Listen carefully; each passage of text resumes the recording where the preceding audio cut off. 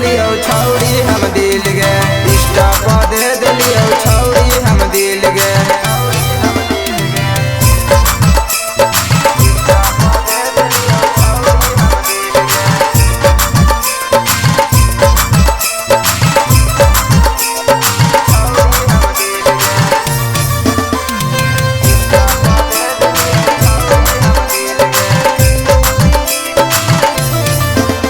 आगे लगा हो हमरा से कैले ही छल गे, मिले के डेट खाली देवो ही कल गे।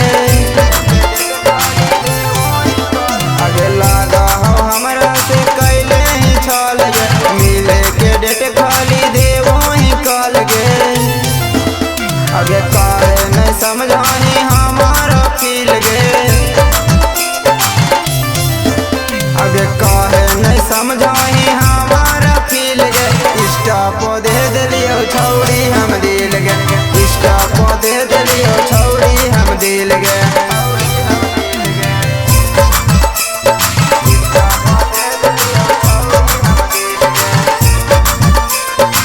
Mixed by Sonu Yadav.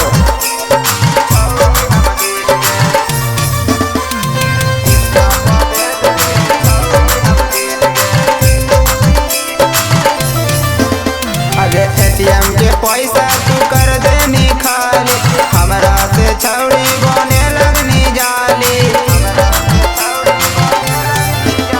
आगे एटीएम के पैसा तू कर देनी खाली, हमरा से छौड़ी बने लगनी जाली।